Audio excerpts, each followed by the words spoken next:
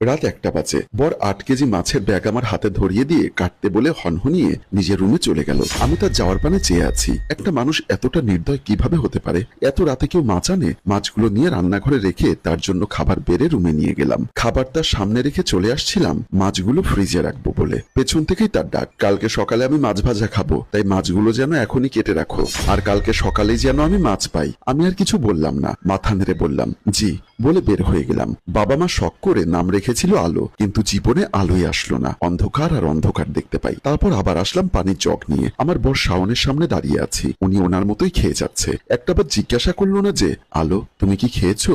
আমিও না, কার কাছ থেকেই বা কি আশা করি? বিয়ের 1.5 বছর হয়ে গেছে আর আমি মা হতে পারিনি। এর চেয়ে বড় কষ্ট আর কি হতে পারে? তাকে একটা বাচ্চা দিতে পারিনি, তাই আজ আমার এই দশা। শাওন খাবার শেষ করে শুয়ে পড়লো। আমি সব গুছিয়ে লাইট অফ করে রান্নাঘরের দিকে গেলাম। এইবারের নিয়ম, বরের আগে স্ত্রী খাবার খেতে পারবে না, তাই রোজ শাওনের জন্য রাত 1টা-2টো পর্যন্ত অপেক্ষা করি। বাবা নামক ছায়াটা নেই, তাই আমার এই অবস্থা। পাতিলে অল্প ভাত ছিল, রান্নাঘরে দাঁড়িয়ে তাই খেয়ে মাছ কাটতে বসলাম। মাছের দিকে চেয়ে মুচকি হেসে মাছকে বললাম, মাছ আজ না আসলেও পারতি, আজও আমায় ঘুমানো যাবে না। জানিস তো আমি মাছ কাটতে পারি না, তারপরও অল্প শিখেছি, আর কাটতে দেরি হয়। এই জিনিসটা শাওন জেনেও নিয়ে এসেছে। কি আর করার, তোকে এখন আমার কাটতে হবে। মাছ কাটতে কাটতে নিজের কথাগুলো বলে ফেলি। মাছ কাটতে কাটতে ভোর হয়ে গেল, আজান দিচ্ছে। আজও ঘুমোতে পারলাম না। মাছগুলো নিয়ে ধুয়ে রেখে রুমের দিকে পা বাড়ালাম। নিজের রুমের কাছে এসে চুপ করে তাকিয়ে রইলাম। আমার রুম থেকে আমার খালাতো বোন রূপা বের হয়ে যাচ্ছে। আমাকে দেখে অবাক। আরে ভাবি, আমি আসলে আপনাকেই খুঁজছিলাম। আপনি কোথায় ছিলেন? রান্নাঘরে ছিলাম। তো আজ কি নিতে এসেছো?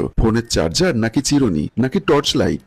আসলে আমার না চা খেতে ইচ্ছা করছিল, তাই আপনার কাছে এসেছিলাম। 1 কাপ চা বানিয়ে দিতেন যদি। আচ্ছা ঠিক আছে, তুমি যাও, আমি নিয়ে আসছি। না ভাবি, থাক, আমার লাগবে না, এখন আর ইচ্ছা নেই বলে দ্রুত পায়ে নিজের রুমের দিকে পা বাড়ালো। আমি তার যাওয়ার পানে চেয়ে আছি। এটা নতুন কিছু নয়। পড়াশোনার জন্য শাওনের খালাতো বোন ওদের সাথে থেকেই ভার্সিটিতে পড়ছে। রোজ রোজ রাত বিরাতে আমাদের রুমে এসে পড়া তার রুটিন হয়ে গেছে। এ বিষয়ে আমার বর ও শ্বশুর শাশুড়িকে বলায় অনেক কথা শুনতে হয়েছিল। এরপর থেকে কিচ্ছু বলি না কাউকে। রাত বিরাতে রূপাকে চা নুডলস বানিয়ে দিতে হবেই, কারণ সে বাড়ির অতিথি, আর অতিথিকে আপ্যায়ন করতে হয়। কথাটা অবশ্য আমার বর বলেছে। রুমে এসে বসেছি, দেখলাম আমার স্বামী ঘুমোচ্ছে। প্রচুর ঘুম পাচ্ছে, কিন্তু ঘুমানো যাবে না। এইবারের নিয়ম হলো বউ মানুষেরা বেশি ঘুমোয় না, অন্ধকার থাকতেই উঠে পড়ে। ঘর হালকা গুছিয়ে ঝাড়ু দিয়ে রান্নাঘরে আবার আসলাম। মাছগুলো নিলাম। আমি খুব ভালোই রান্না করি, আমার রান্নার অনেক প্রশংসাও পেয়েছি। অবশ্য আমার ননদ সাথী আমার হাতের রান্না অনেক পছন্দ করে। আমার বর তার বোনকে অনেক ভালোবাসে। গতকাল বেড়াতে আসে, বাসায় জামাইয়ের সাথে রাগারাগি আর কথা কাটাকাটি করে চলে আসে।